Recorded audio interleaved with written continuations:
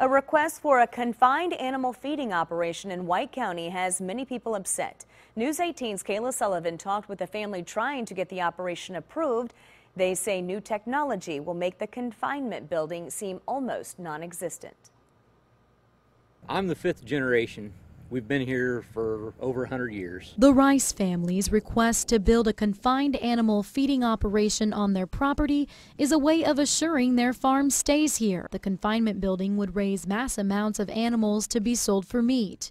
But community opposition might stop that. Many are worried the odor from the operation will affect nearby residents and tourist attractions like Lakes Schaefer and Freeman. We don't want to do things that are going to be offensive to people that are helping to support the community. The White County Area Plan Commission has a lot to consider. Does this satisfy all the regulations of the zoning ordinance?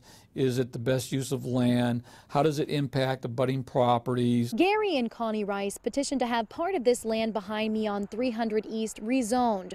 Rogers says the only residence not in compliance with zoning laws is property owned by the Rice family. Do you honestly think if this was going to be a health risk? I have a family. I have 2 little boys.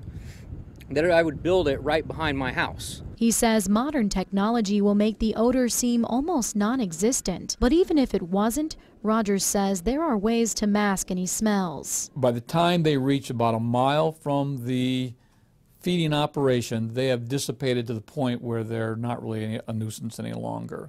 And you can do things to kind of facilitate that dissipation by adding trees, for example. We've got basically established trees already, and then we're going to have a staggered tree line of evergreen trees planted all the way around the building. Gary Rice says this isn't his first time. He used to have a confinement building behind his house on the property several years ago with no issues at all. The sign kind of says it all.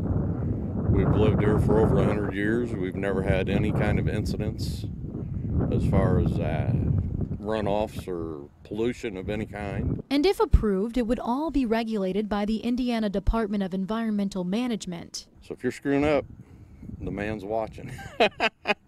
He hopes the man will see past the opposition and realize the benefits this confinement building could bring to the community. Pork chops, sausage, that's all real good stuff, and it all comes from pigs. He says all the meat will be sold locally in Delphi. We're going to be putting some more money back into the economy, and everything built here is going to be built locally. The Rice family plans to make all of these points and more at the Area Plan Commission meeting tonight.